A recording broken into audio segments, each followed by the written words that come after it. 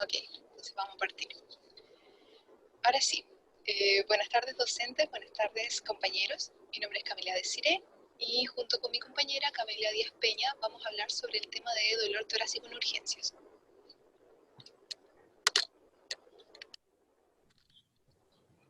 Bueno, nuestros objetivos en primer lugar son que ustedes logren entender la magnitud e importancia del dolor torácico en urgencias, que comprendan por qué se produce el dolor torácico mediante su fisiología, integrar los distintos perfiles de dolor para diferenciar entre las múltiples etiologías del dolor torácico, aplicar los métodos diagnósticos acorde a la historia clínica del paciente y comprender las directrices terapéuticas generales de las causas de dolor torácico.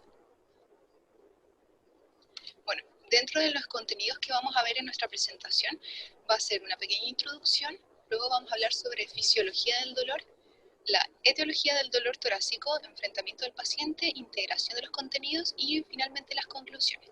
¿Ya? Entonces vamos a partir con la introducción. Bueno, el dolor torácico es una consulta súper frecuente en los servicios de urgencia en Chile y corresponde a aproximadamente un 5 o 9% de las consultas en urgencias, dependiendo de la edad, lo cual puede llegar a aumentar hasta un 23% a mayor edad. Otra razón por la cual es importante el diagnóstico oportuno del dolor torácico es debido a su posible asociación con patologías de riesgo vital o que aumentan la morbilidad del paciente, tales como la disección aórtica, la embolia pulmonar y el síndrome coronario agudo, destacando que solo un 2% de los pacientes que consultan por dolor torácico asociado a esta última etiología son dados de alta desde el servicio de urgencia. Lo que hace aún más relevante comprender a cabalidad el dolor torácico es que el 85% de los casos son atendidos por médicos generales. Bueno, vamos a hablar sobre la fisiología del dolor. La Asociación Internacional para el Estudio del Dolor define al dolor como una experiencia sensorial y emocional desagradable, asociada a un daño tisular real o potencial o descrita en términos de tal daño. Entonces, lo importante aquí es que el dolor actúa principalmente como un mecanismo de defensa que localiza el dolor. El tema es que este dolor es subjetivo, ya que puede estar o no vinculado a una lesión o patología orgánica, y se ve influido por aspectos físicos, psicológicos y sociales. Además, la intensidad del dolor no está necesariamente relacionada con la gravedad de la alteración que lo produce. Existen diversas clasificaciones para el dolor, entre las que encontramos el dolor somático, que es aquel que se origina en la piel, músculos, vasos, pleura y pleura parietal, y suele ser localizado e intenso. El visceral, que es aquel originado en órganos internos y suele ser difuso o mal localizado.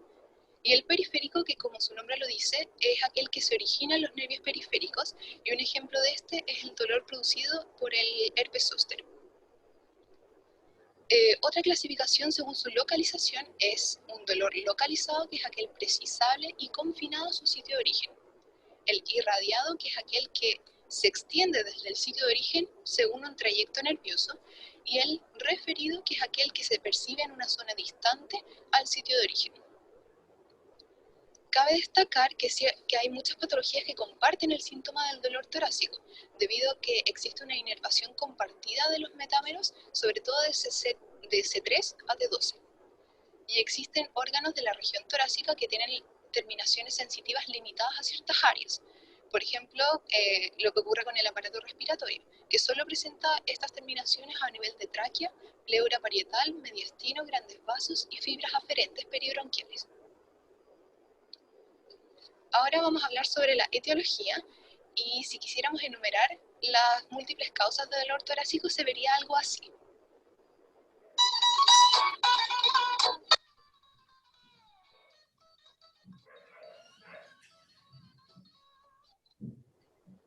Bueno, en realidad esta es la tabla de las múltiples etiologías de dolor torácico, y como ven se dividen en cardiovasculares y no cardiovasculares. Las más frecuentes, en primer lugar, son las osteomusculares con un 43% de prevalencia, luego las cardiovasculares con un 24% y en tercer lugar las pleuropulmonares con un 19%. Y también existen patologías que son de riesgo vital, como el síndrome coronario agudo, la disección aórtica, la pericarditis, el TEP, el neumotórax, rotura esofágica y la mediastinitis aguda. Ahora vamos a hablar sobre el enfrentamiento del paciente, el cual debemos iniciar con un enfrentamiento inicial, valga la redundancia, en donde el objetivo será ver si es que el paciente está estable hemodinámicamente o no. Y para eso vamos a ir a buscar ciertos signos de alarma de inestabilidad, como son la disnea, el síncope, la hipotensión arterial, síntomas vegetativos, signos de bajo gasto cardíaco y trastornos del ritmo cardíaco. Entonces, en caso de encontrarse inestable, se debe iniciar rápidamente el proceso de estabilizar y asegurar las vías respiratorias, la ventilación y la circulación a través del ABC, tratar las arritmias según el protocolo ACLS, que es el protocolo de soporte vital cardiovascular avanzado, y dar analgesia. Además, se instala un monitor cardíaco, un oxímetro de pulso y se le administra oxígeno suplementario en caso de que lo requiera, mientras nosotros establecemos un acceso intravenoso. Además, se debe situar al paciente cerca de un desfibrilador o donde se puedan realizar maniobras de RCP, si resultan necesarias, que en el contexto de urgencia sería una sala de reanimación. Por último, se debe identificar la causa del cuadro clínico y, como ya mencionamos anteriormente, las causas que nos orientan a inestabilidad son el síndrome coronario agudo, la disección aórtica, la embolia pulmonar, el neumotórax a tensión, el taponamiento y la mediastinitis. Si por otro lado encontramos que el paciente está estable hemodinámicamente, proseguiremos a un enfrentamiento general. Bueno, lo importante del enfrentamiento general en urgencias es descartar la patología cardiovascular por la gran morbimortalidad que produce. Y nuestras principales herramientas para esto es la anamnesis, el examen físico, y a través de esto ver qué exámenes complementarios vamos a utilizar. Para partir el enfrentamiento partimos con la anamnesis, en donde vamos a utilizar para caracterizar el dolor el ALICES. Aparición, localización, irradiación, carácter, intensidad, atenuantes, agravantes y síntomas acompañantes. Y solamente con esta información vamos a poder tener los ciertos perfiles de dolor, dentro de los cuales encontramos el perfil de dolor isquémico, en donde les vamos a recalcar lo más importante para distinguirlo de otros dolores, que es la localización retroesternal o precordial, que es un dolor de carácter opresivo, que se irradia típicamente al cuello, a la mandíbula, a la región interescapular, al hombro, al brazo izquierdo, y que generalmente empeora con el esfuerzo, el ejercicio y el estrés. El perfil de dolor pleurítico, también lo más importante es que generalmente es un dolor de tipo costal, de carácter punzante y que aumenta con los movimientos respiratorios, es decir, tiene un tope inspiratorio. El perfil de dolor pericárdico, que es de carácter opresivo o punzante, que va a ser progresivo, subagudo, y el paciente se va a aliviar con la posición maometana, es decir, como levemente inclinada hacia adelante. El perfil de dolor esofágico, que es importante por el espasmo esofágico, que va a ser de carácter urente, y va a aliviarse en ciertas ocasiones con antiácidos IBP, y se va a acompañar de esta sensación de pirosis y disfagia. El perfil de dolor de la disección aórtica, que es un dolor súbito, generalmente interescapular, que es muy intenso, desgarrante, transasfixiante. El perfil de dolor de TEP, que cabe destacar que es un tipo de dolor pleurítico, y que lo más importante es que se puede acompañar de ciertos síntomas que nos hagan sospecharlo, como la disnea, la cianosis, signos de TBP, que el paciente esté inestable, con hipotensión, etc. El perfil de dolor osteomuscular, en donde vamos a tener un carácter punzante, que va a aliviar con analgésicos o calor, reposo, y va a empeorar con la palpación y el movimiento, y generalmente vamos a tener una historia clínica que lo sugiera, con un antecedente de trauma o mal movimiento. Y por último, el perfil de dolor psicológico o el psicogénico, que es una localización inframamilar y que se alivia con antiansiolíticos. Este tipo de dolor generalmente no tiene una historia clínica muy coherente. Ahora, cada perfil de dolor nos va a orientar a ciertas patologías. el perfil isquémico nos va a orientar a una angina inestable o un infarto con o sin supra. El tipo de dolor pleurítico nos va a orientar a una pleuritis o un neumotórax o una neoplasia o una neumonía. El perfil pericárdico a una pericarditis o a un taponamiento cardíaco. El perfil esofágico a una ruptura esofágica o, como bien poníamos, a un espasmo esofágico. El perfil de disección aórtica está claro, una disección aórtica. El TEP también. El osteomuscular podría ser desde una fractura costal hasta una costocondritis o un herpes zóster. Y el perfil psicológico es solamente psicológico. Ahora bien, ahora que ya tenemos la caracterización del dolor, es importante indagar en la anamnesis remota, es decir, episodios previos similares a este, incluyendo su estudio, su resultado y el diagnóstico, además de los factores de riesgo cardiovasculares que podría tener la persona. Es decir, un paciente de sexo masculino, mayor a 55 años, con enfermedades crónicas como HTA, DM,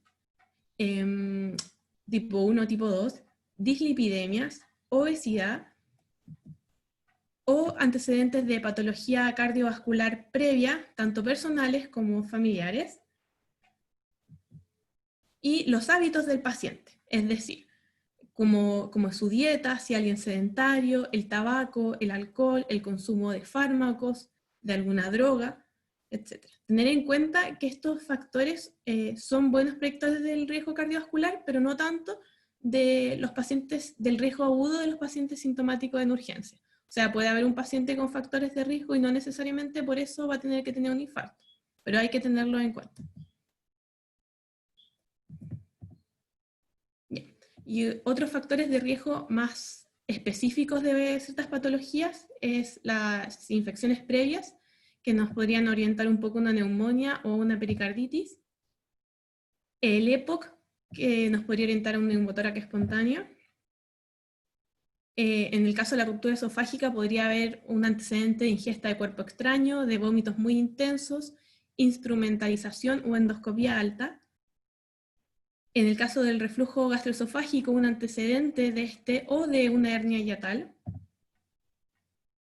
En el caso de la disección aórtica, un embarazo, un síndrome de Marfan, una válvula aórtica bicúspide o el consumo de cocaína también nos podrían orientar un poco más a esta patología.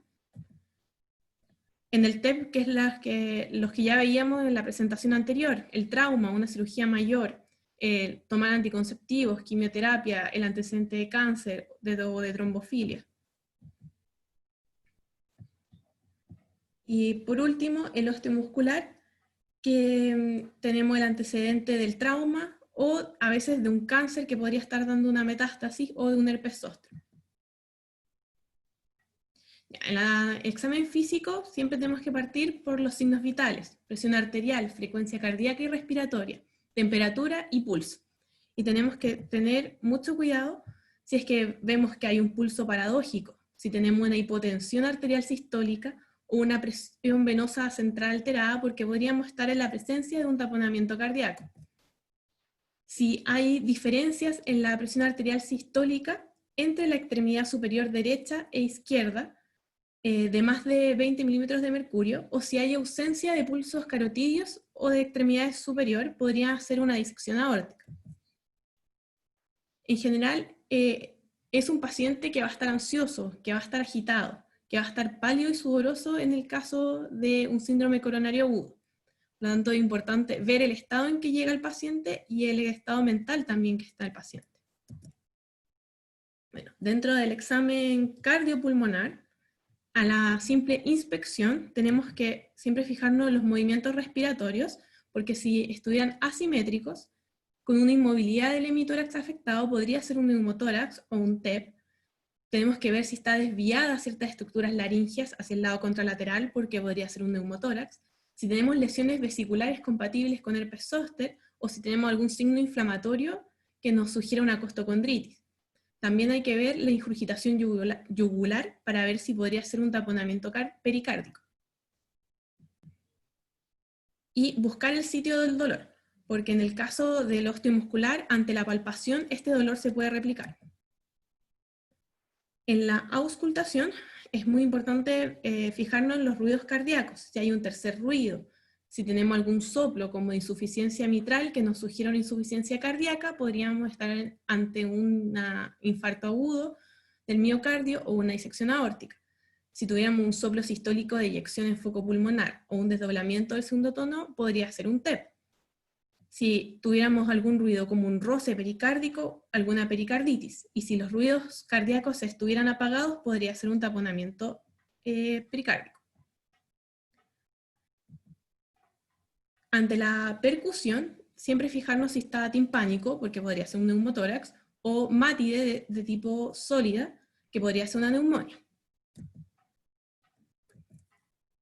Además, los ruidos respiratorios hay que ver si están presentes o ausentes, el murmullo pulmonar, porque si estuvieran disminuidos o ausentes nos podrían indicar que puede ser un neumotórax o alguna neumonía, si es que está acompañado de crépitos o soplo tubario. Además, hay ciertos ruidos característicos de la mediastinitis, como es el signo de Hamann, que se escucha un ruido crujiente en el tórax anterior sincrónico con sístole. En el examen de extremidades inferiores hay que buscar el pulso y buscar signos de TBP.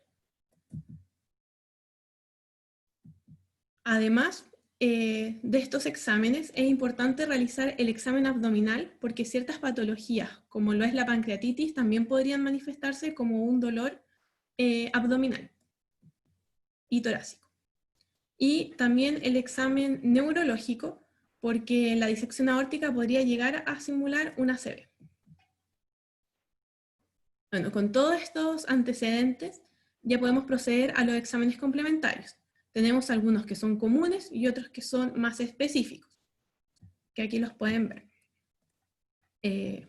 Vamos a ir describiendo los que son más comunes, como lo es el electrocardiograma, en el cual todo paciente que consulte en urgencias por un dolor torácico no traumático, con sospecha al infarto agudo del miocardio, se le tiene que realizar un electrocardiograma en 12 derivaciones en los primeros 10 minutos desde su llegada al servicio de urgencia, como MINSAR. Este nos va a dar ciertos signos de síndrome coronario agudo, de disección aórtica, de TEP y de pericarditis. Sin embargo, nada es 100% característico, solo son hallazgos sugerentes. Este es el hallazgo de isquemia, en donde podemos ver el descenso del segmento ST en 2 o más derivadas contiguas. Ya, aquí está súper como característico. Si es que fuera un infarto con supra-ST, que se va a presentar en el patrón típico de la presencia de ondas T altas y picudas, después una elevación convexa del segmento ST, después aparecen las ondas Q patológicas con una normalización del segmento ST, y después podría aparecer un bloqueo de rama izquierda.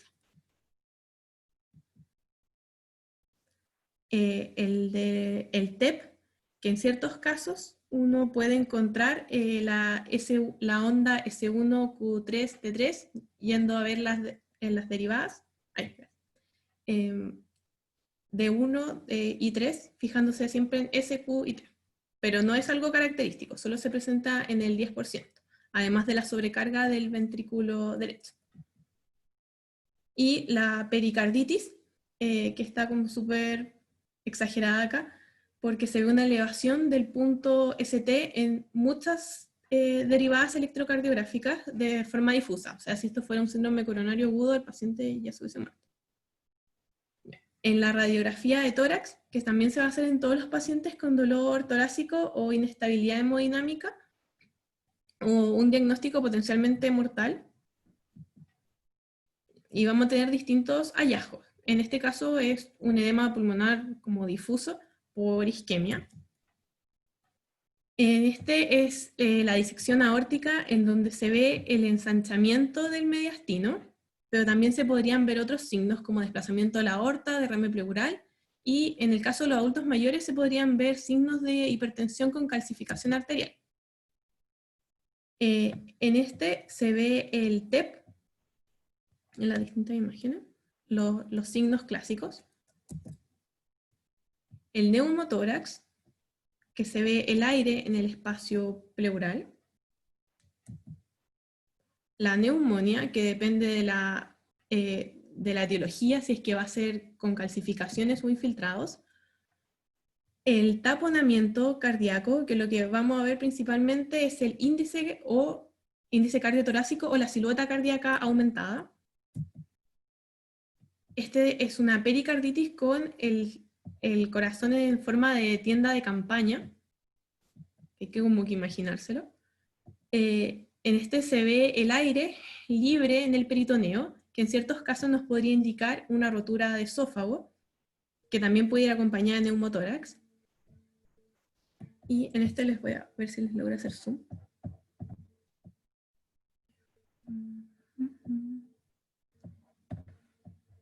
Ahí, lo cambié.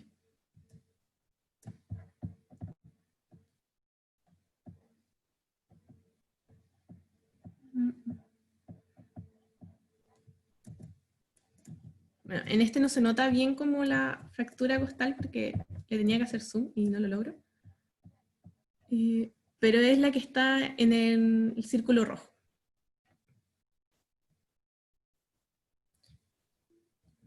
Otro examen que se puede hacer es la ecografía vía de cama, que se hace principalmente en los pacientes que están inestables, con shock y dolor torácico agudo, y podríamos encontrar un taponamiento cardíaco o pericarditis, principalmente el derrame. Ya, en la integración.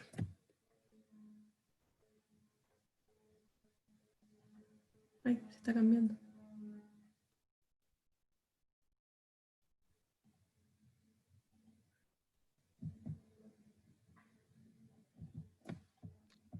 Bueno, ahora vamos a hablar sobre la integración de los contenidos vistos a lo largo de la presentación, en donde además vamos a indicar algunos métodos diagnósticos específicos para cada etiología, su tratamiento a grandes rasgos y algunos de los pronósticos más relevantes para la práctica clínica. Entonces, vamos a partir con el síndrome coronario agudo, frente al cual, como mencionamos anteriormente, se presenta con un dolor de tipo isquémico y suele asociarse a factores de riesgo cardiovascular indagados en la anamnesis. Al examen físico podemos encontrar síntomas autonómicos y signos de insuficiencia cardíaca. Al electrocardiograma se observan las alteraciones sugerentes de isquemia o infarto propiamente tal, ya como habíamos visto anteriormente. En caso de que el electro sea normal o inespecífico y aún tengamos altas sospechas de un síndrome coronario agudo, se debe repetir el electro a los 20 minutos.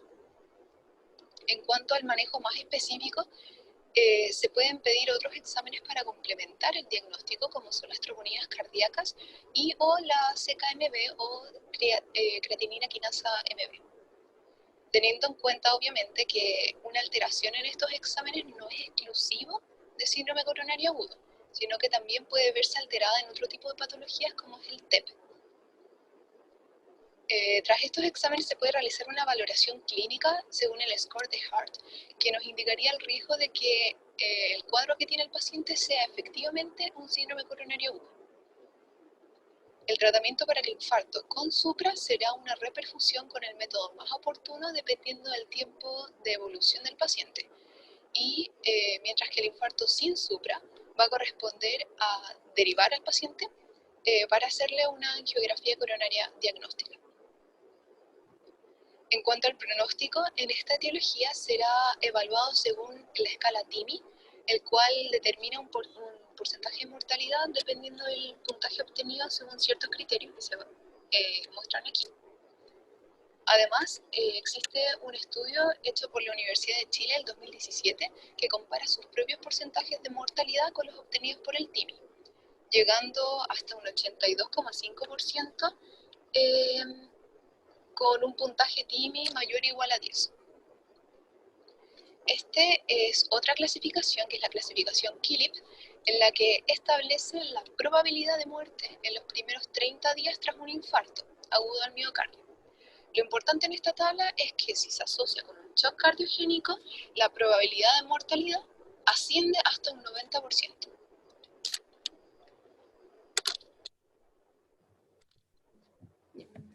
De la disección aórtica también podríamos hacer el diagnóstico con el antecedente de inestabilidad hemodinámico, con la anamnesis de perfil de disección aórtica y los factores de riesgo que vimos para esta, con el examen físico, en donde principalmente veíamos la simetría en la presión arterial sistólica y la ausencia de pulso en la extremidad superior o la carótida, y en el electrocardiograma podríamos ver lo que decíamos de ciertos signos de isquemia, y en la radiografía de tórax el ensanchamiento del mediastino.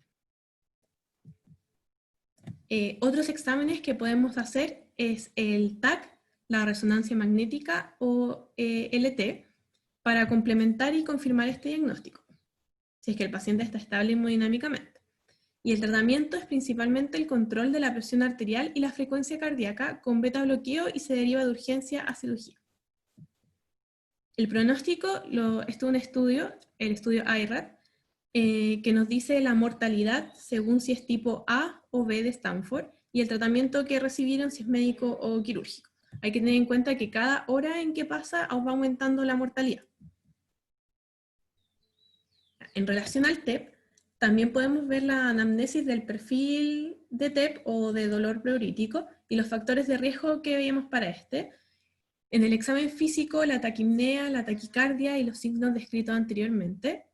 Y en el electrocardiograma, este signo del S1K3T3, que era inespecífico. Y en la radiografía también se podría ver.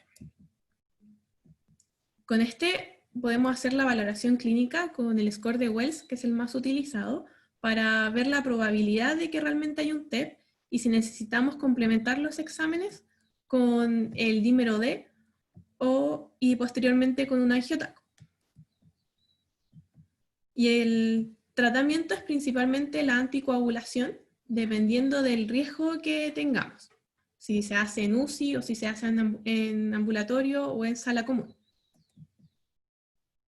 Para ver este riesgo, como veíamos en la presentación de TEP, utilizamos la escala PESI, en donde si hay un riesgo bajo va a ser menos de un 1% de mortalidad, y este se podría tratar ambulatoriamente.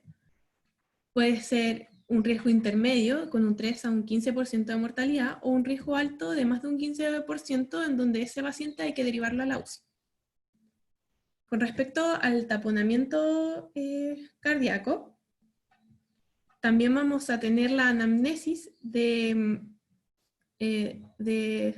dolor pericárdico. Vamos a tener el examen físico, que vamos a poder ver la triada de Beck, y vamos a utilizar el electrocardiograma para descartar otras cosas, y la radiografía de tórax, en donde se puede ver el índice cardiotorácico aumentado.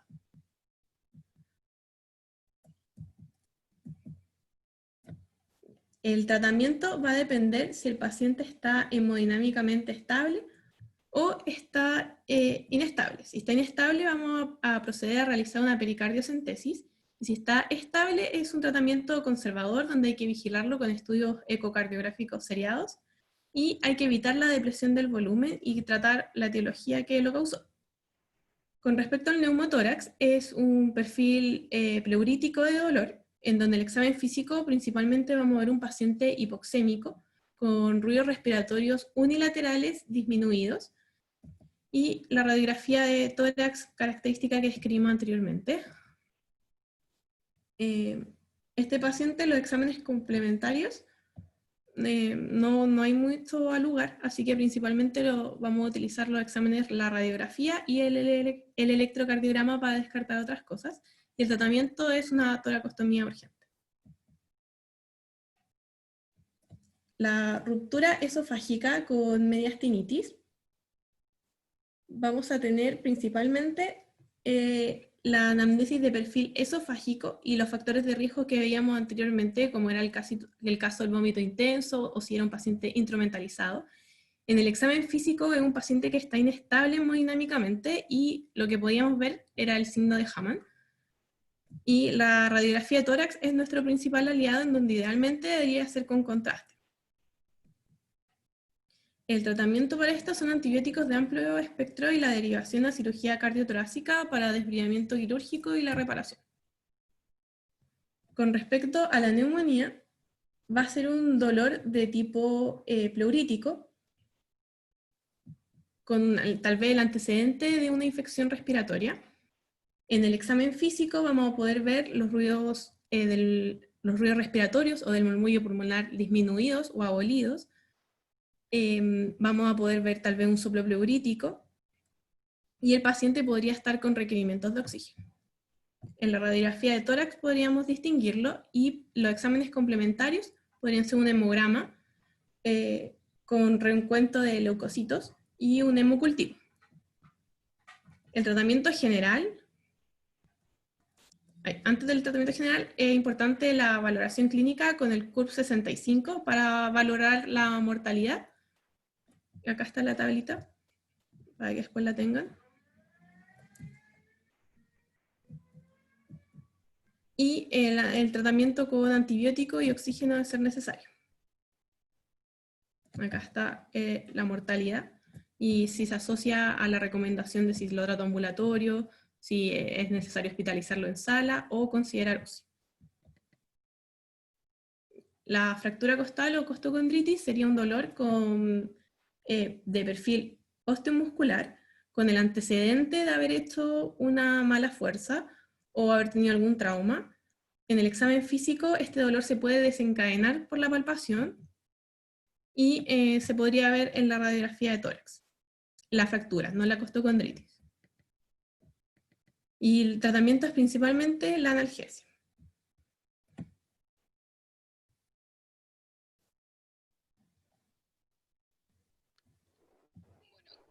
Como conclusiones, hay dos aspectos relevantes que van a resumir en nuestra presentación, que son que el dolor torácico es un desafío diagnóstico con múltiples etiologías, de las cuales algunas son de riesgo vital.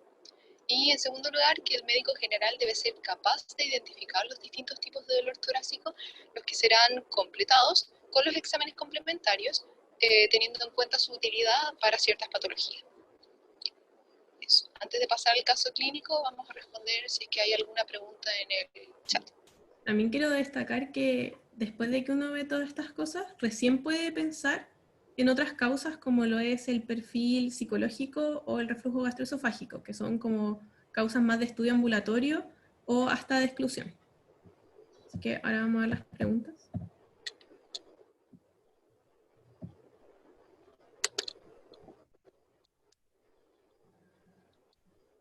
A ver, dicen si se ve.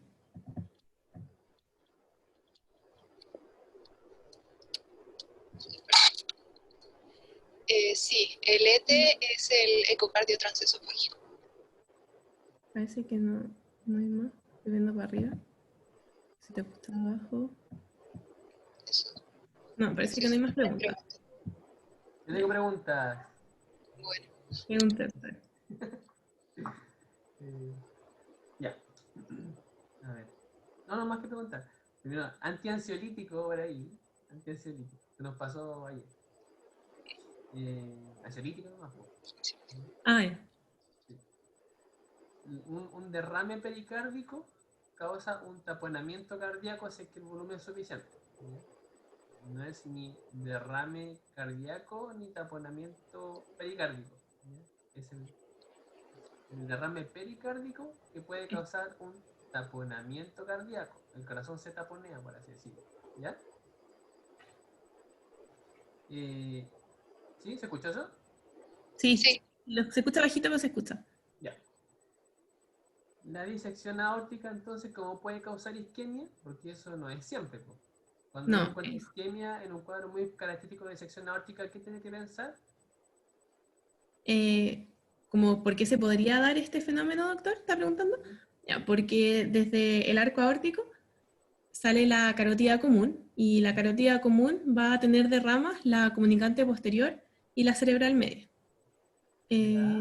Entonces, al afectarse, obviamente, la aorta no va a llegar flujo adecuadamente a estas ramas, pudiéndose dar una isquemia. ¿La isquemia dónde? En las ramas antes mencionadas, o sea, en la cerebral Eso es a media nivel o en la cerebral. comunicante posterior. Cerebral, pero yo le dije isquemia, usted No, no sabe se lo que refiere. le dije, ¿no? Cami. ¿Mm? Se refiere a lo que nos dijo, nos explicó, que se genera isquemia porque la disección bloquea el origen de de las arterias coronarias. Y eso genera isquemia a nivel del corazón por falta de oxígeno. No, pero preguntó por el cerebro, por el ACV. No, Ah, ¿no preguntó por el ACV? No, dijo isquemia solamente. sí. Porque mostraste el electro del corazón y dijiste isquemia, pero hay que explicar bien Ah, ya. por ¿Qué me pasa? la aorta. Doctor, no le escucho. Que explicaste lo del electrocardiograma, pero es importante que sepa la relación, qué significa que en el electrocardiograma haya isquemia en una disección Ah, ya. aórtica. ¿Qué Sí, más puede decir sobre eso? Que si es que hay isquemia en el electrocardiograma, es un signo de gravedad, como habíamos mencionado anteriormente, que necesita rápidamente una derivación, porque se trataría de un tipo A. De la ascendente, la que tiene más mortalidad cada hora. Es quirúrgico, no hay otra forma. Y siempre con alta mortalidad. Ya. ¿Cuál es la tríada de Beck? Es los ruidos cardíacos apagados, el el pulso paradójico. pulso ¿Qué significa? paradójico, y nos falta uno. Pulso paradójico, ¿De qué taponamiento estamos cardíaco. hablando primero? ¿De qué estamos hablando? Ahí no le escuché lo último, ¿qué dijo? ¿De qué estamos hablando? De la tríada de Beck de taponamiento cardíaco. Ya. Entonces, ¿qué es lo que es el pulso paradójico? El pulso paradójico es que la presión sistólica está como aumentada y la diastólica baja. Entonces como que no... No. Hay una variación de más de 10 o 20. 20. 20 en la presión sistólica con la inspiración-expiración. ¿Ya? Eso habla que las presiones transtorácicas se transmiten a través del pericardio hacia el corazón y el bombeo latido no tiene la misma cantidad de gasto cardíaco. ¿Ya? Eso habla de que el corazón se está taponeando un poco. ¿Ya? Y para atrás, ¿qué signo da? ¿Faltaba el tercero? A ver, dijimos ruido cardíaco apagado, dijimos hipotensión, ¿cierto? Es que no parte la tríada. Y la Para adelante. regurgitación yugular, creo que Eso. nos falta. Entonces, el paradojal es para adelante, el post, Es como el así. gasto cardíaco, y el para atrás es la congestión de la yugular. Esas tres cosas orientan mucho a taponamiento. ¿Ya? Ya. Por ahí dijeron, el S1 QT3 no es que no sea característico, es poco frecuente, pero es característico. ¿Ya? Ya, Tampoco va con un mónico, porque en el fondo esas tres cositas en el electro hablan de sobrecarga del ventrículo derecho. ¿Ya? Allá va la idea. Pero que si lo ven es muy característico, pero es poco frecuente. ya. La radiografía tórax se puede contrastar, ¿sí? Cuando uno pone contraste para que le quede claro a los cabros, porque cuando yo lo escuché fue como una radiografía con contraste, como ayer no lo conversamos, fue como, si el escáner es un contraste, entonces ahí Max me recordó del contraste que uno puede tomar para que se contraste el esófago, ¿no es cierto? Eso sí. Es Sí. para ver Sí, específicamente como que se lo de la rebalsa ruptura. el esófago. Claro. Pero la verdad es que no está eso en urgencia como para un examen de rutina. Y lo otro es que el contraste igual es bien irritante. Entonces, si está roto, la idea es no pasarle ninguna cosa, ¿ya? O un escáner nomás, ¿ya? Es que por eso, Pero, ante una radiografía normal, vamos ¿Mm? a ver como las consecuencias de la ruptura, como mostrábamos en la imagen, que era el neumoperitoneo, que se ¿Ya? veía sobre todo en los, ay, no sé si puedo retroceder, ¿Ya? con los diafragmas, que uno del lado se veía elevado.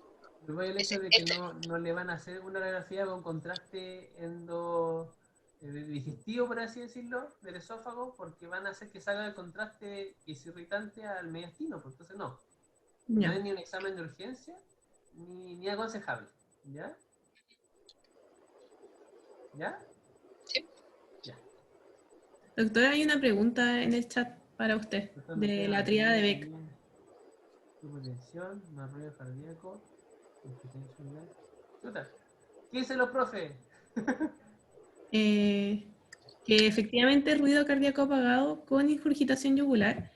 A mí también en ciertos lados me parecía que era hipotensión y en otros lo que dijo mi compañera que era la respiración, Tríada de Beck. el Pulso pulso paradójico. paradójico.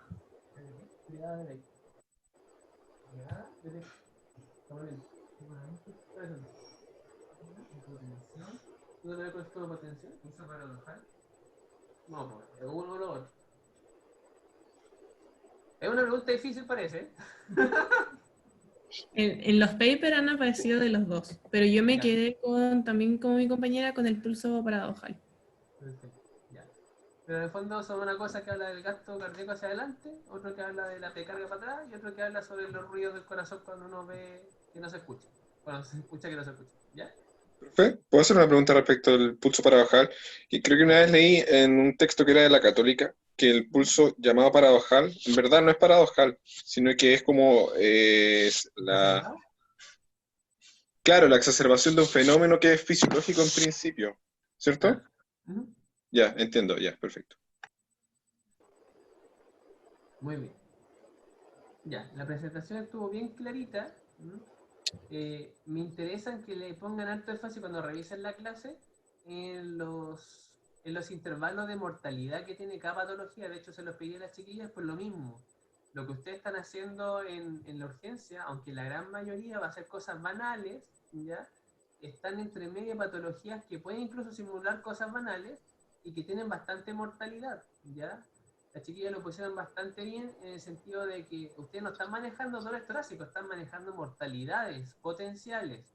Y eso es lo que a ustedes les tiene que quedar súper claro. Cuando vean un dolor torácico, que puede ser algo muy simple, entre medio van a haber cosas que son potencialmente letales, ¿ya? Eso lo tienen que tener claro, ¿ya? Y estar muy seguro, agarrar mucha experiencia clínica de que el dolor es más bien isquémico, es más bien pleurítico o es osteomuscular, ¿ya? Incluso hasta osteomuscular puede ser menos grave porque puede ser hasta un tumor que tiene una fractura patológica. Entonces, es una consulta bastante frecuente que ustedes tienen que ser expertos. No lo va a hacer el cardiólogo, no lo va a hacer el broncopulmonar, porque es una patología de urgencia, ¿ya? Y eso va a ayudar a ustedes. Así que ese es el énfasis que queríamos hacer con la mortalidad de más que nada. No para que se lo aprendan de memoria, pero para que entendieran de que hay patologías que llegan a ser bien mortales. Entonces, a eso se están enfrentando, ¿ya? Ya, pues pasemos al caso. Ya. Entonces, vamos a pasar ahora con el caso clínico, si es que no queda. ¿Se escuchó bien? ¿Sí? Algunas partes se cortaron, pero se escucha decente. ¿Se entendió? Sí. Escucha bien. Ya. Ya. Entonces, vamos a pasar al caso clínico.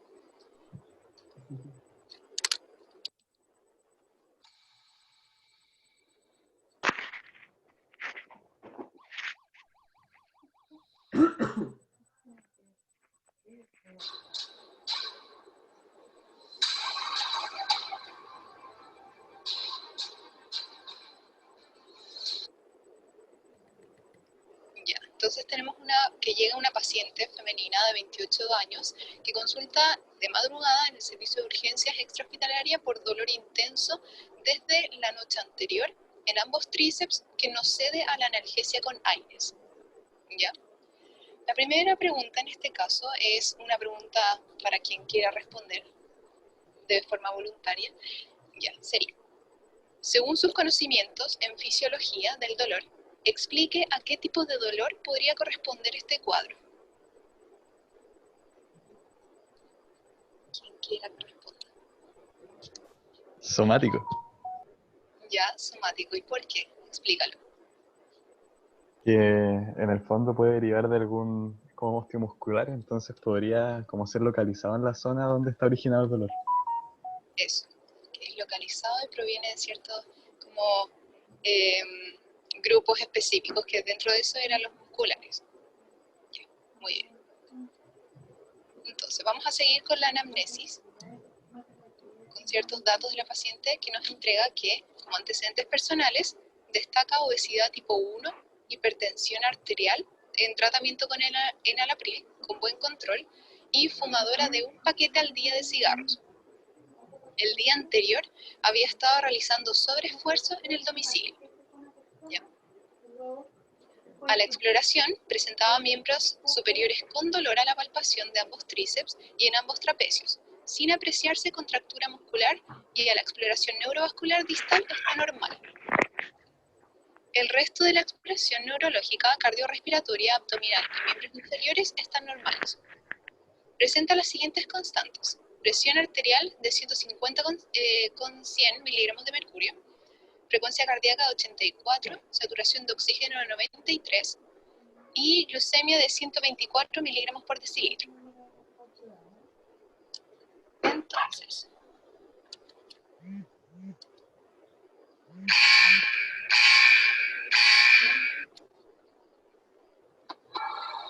durante la exploración clínica comienza con la habilidad emocional, disnea, sudoración, sensación de debilidad, incremento del dolor y empeoramiento del estado general con náuseas, vómitos y sensación de opresión torácica. Ya, va la segunda pregunta.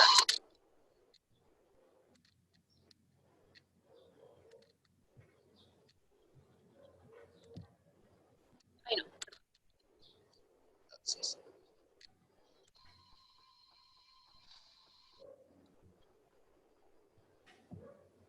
ya.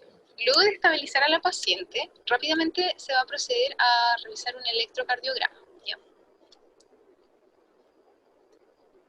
¿Alguien Espera, puede decirme qué pasó? están contestando todavía, no les soplé. Ya ¿Qué casi todos cosa? ya pusieron 100% electro, Ay, perdón. ¿Qué? pero les faltaban todavía por contestar. Sí, Ay, sorry, que... Ups. ahí van más. Todavía faltan algunas, pero... Me encanta que el electro ya nadie lo duda, es como 100% electrocardiograma. Lo siento, fue un error. Ya, pero voy a cerrar la votación. Entonces, ya 80% han votado, así que la voy a cerrar.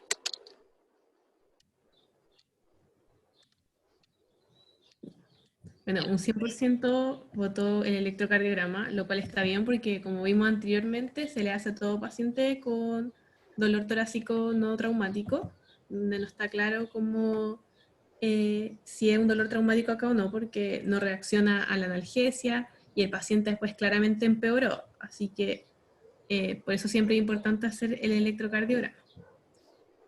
¿Qué más colocaron? Colocaron un 59% las troponinas cardíacas, lo cual estaría bien porque es una paciente con ciertos antecedentes de riesgo como hipertensión, que comenzó con este dolor torácico intenso y comenzó a estar como inestable. Entonces siempre es importante descartar las causas cardiovasculares con las troponinas cardíacas como complemento. ¿Qué más contestaron? La radiografía de tórax también, súper importante porque es como de los estudios iniciales que nos pueden arrojar una gran cantidad de diagnósticos diferenciales y ayudarnos a diferenciar entre ellos. ¿Y qué más colocaron? La gasometría no sería tan al lugar pensando en este caso, porque la paciente dice de hecho que está saturando más de 94 y a pesar de que está disnea, está con esa saturación. Entonces no sería un examen tan al lugar como primera acercamiento. O sea, para iniciar el estudio no sería lo mejor. El dímero D lo contestaron un 25%. Igual hay que considerar, como decíamos anteriormente, el score de Wells. En este caso el score de Wells era bajo y el TEP es una patología que hay que descartar porque es una paciente que está inestable, joven, etc.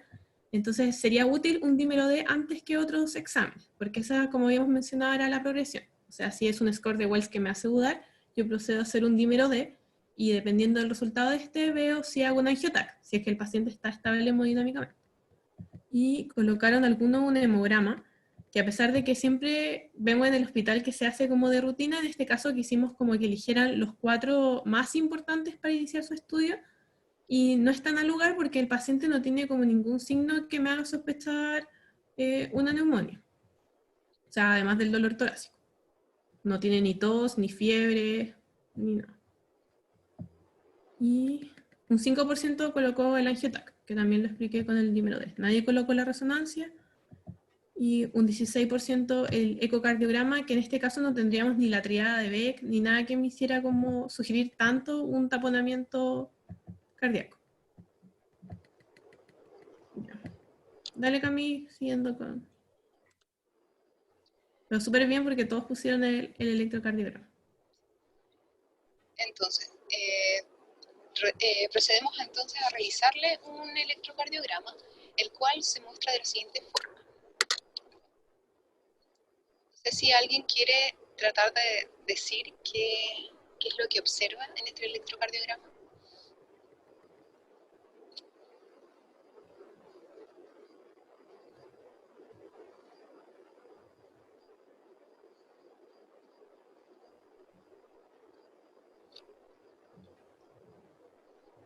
¿Alguien?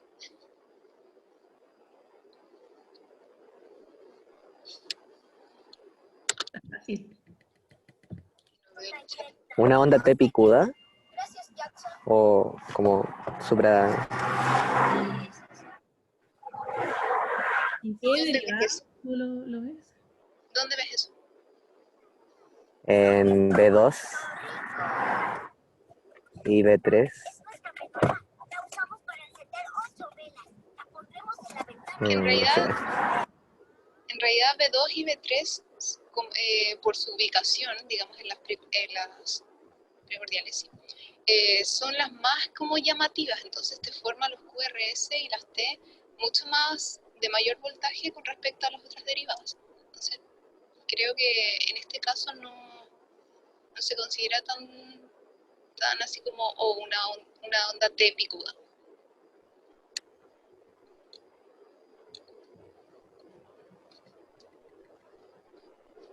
El Pato dice que el punto J está arriba.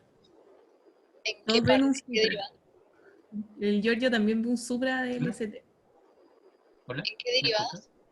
Sí, doctor. Va B2, pero es una derivada y en B2 y B3 siempre se exige por lo menos 2 milímetros porque son muy chillonas, están muy cerca del corazón esa electrodo, así que son muy chillonas. En este caso es solamente B2 y es aislada, ¿ya? No casa por una tepicúa, se nota en todas porque es un trastorno generalizado de lo electrolítico, ¿ya? No es como una isquemia que puede ser una pared. Así que no lo vean como una tepicúa en ese caso. ¿Alguien quiere hablar sobre la frecuencia cardíaca en este caso? O si tiene un ritmo sinusal o no. ¿Qué dicen? Si partan como por lo básico, ¿qué es lo primero que van a ver en el electro? Sí, el Carlos ya puso aproximadamente 75, sí. Ya. Debe ver la frecuencia cardíaca. ¿Y es sinusal o no es sinusal? Sí. Sí. Ya. Ya. Ahí describieron como las cosas más importantes. Efectivamente, este paciente sí tiene un ritmo sinusal de aproximadamente 70 a 75 latidos por minuto, sin alteraciones agudas de la repolarización, por lo que se deciden realizar electrocardiogramas seriados, sin evidenciarse cambios en los mismos, con o sin dolor referido por la paciente.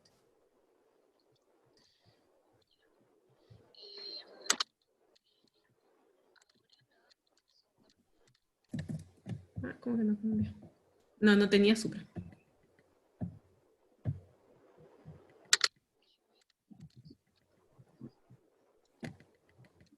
Ay, eso. Ya. Había logrado. Se pegó. Entonces, ahora va la segunda pregunta. ¿Ya? Con respecto al electro que vieron, que estaba en realidad normal, consideren cuáles serían las 5 hipótesis diagnósticas más probables. Complementando ya con la historia clínica y el examen físico.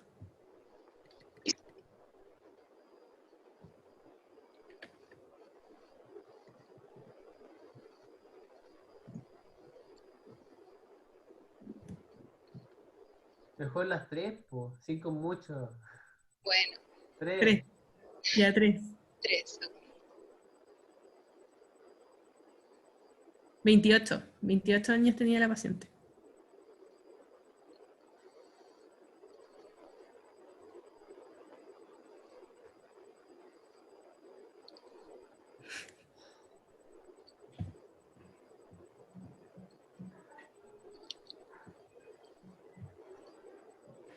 Ya, 60% ha votado.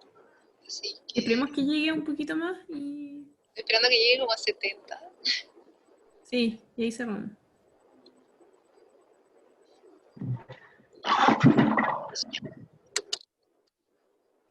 Ya, no sé, eso, compártelo. Entonces, la mayoría puso que se podía tratar de un síndrome coronario agudo sin supra, lo cual está bien por el tema de que ya, la paciente presenta dolor torácico, además tiene factores de riesgo como obesidad, el consumo de tabaco y la hipertensión. Y en el electro no se muestra un supra que nos diga que es un infarto con supra, entonces igual podría ser un infarto sin supra. La siguiente sería la osteomuscular, que es la más votada también, que también podría ser por el hecho del antecedente de que hizo un sobreesfuerzo la paciente. La psicogénica está en tercer lugar, lo cual también podría ser por el tema de este dolor torácico. Te recuerda que el doctor dijo 3 diagnósticos más probables.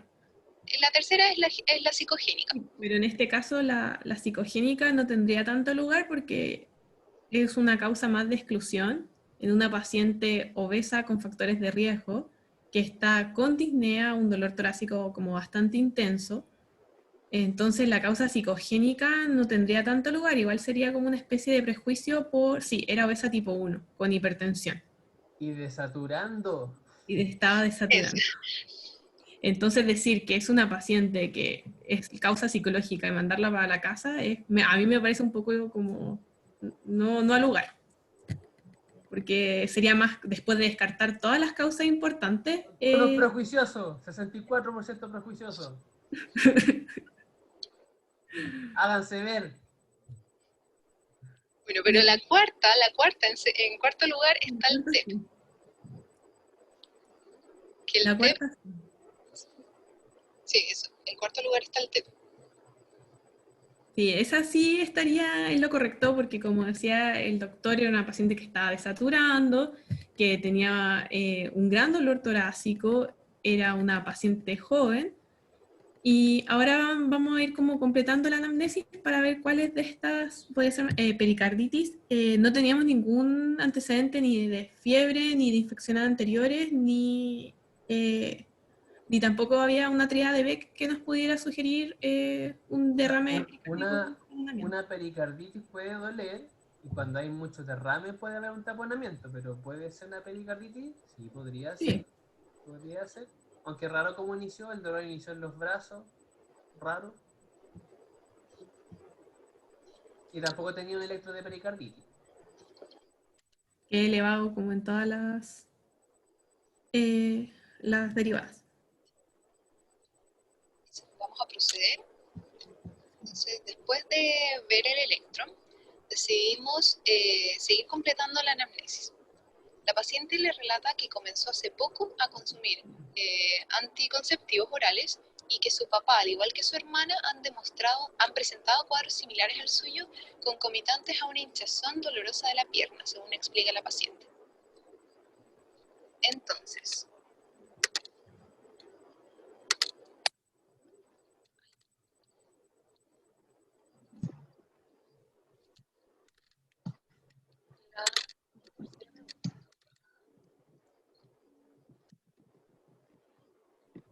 sí, ahora sí. Entonces, se procede a su traslado hospitalario para el estudio con pruebas complementarias, siendo ingresada a la UCI tras presentar elevación de marcadores cardíacos, que es troponina 1 y mioglobina, dímero D mayor a 500. Y se le realiza un angiotac que se muestra de la siguiente manera.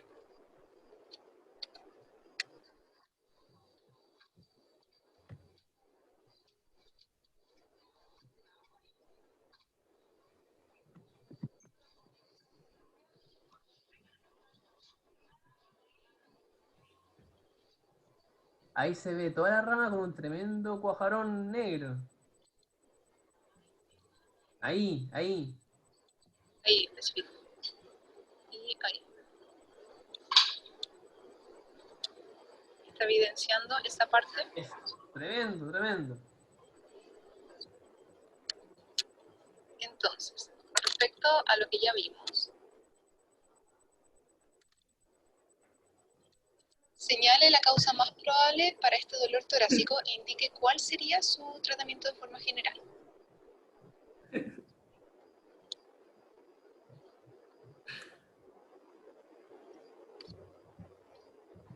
Psicogénico.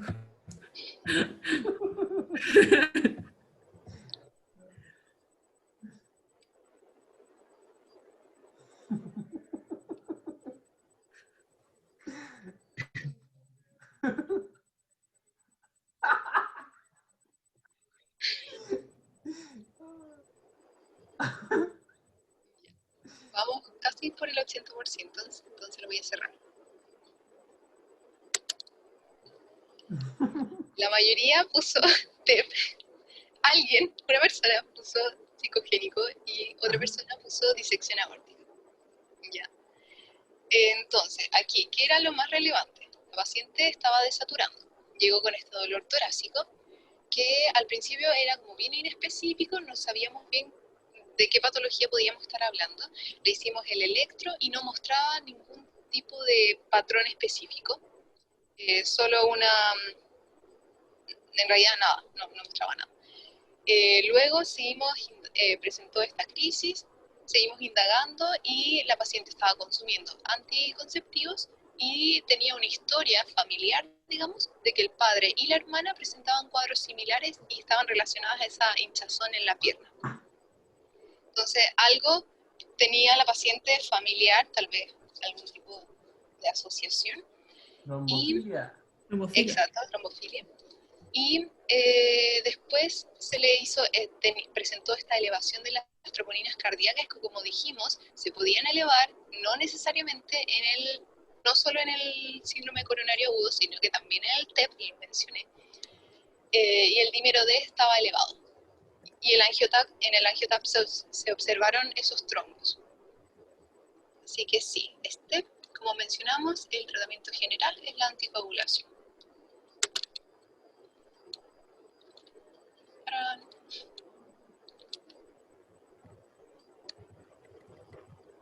Y preguntan como cómo había partido el dolor. Sí, había partido localizado en ambos tríceps, pero una cosa que igual es para que uno se alarme es que no aliviaba a la analgesia y no tampoco tenía como un antecedente de haber hecho como un esfuerzo importante muscular.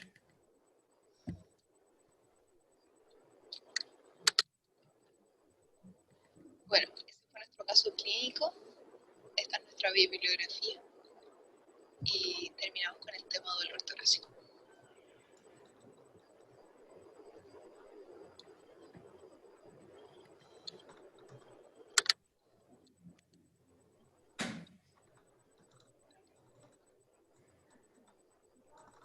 Preguntaron creo que cómo se iniciaba el dolor. Se había iniciado la noche anterior y había consultado de madrugada, o sea, era un dolor de tipo un poco súbito.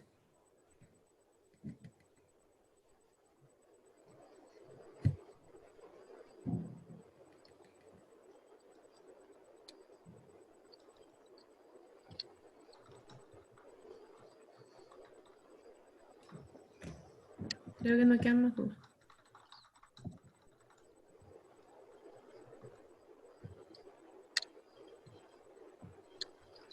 Ya, entonces 15 minutos de recreo para el siguiente.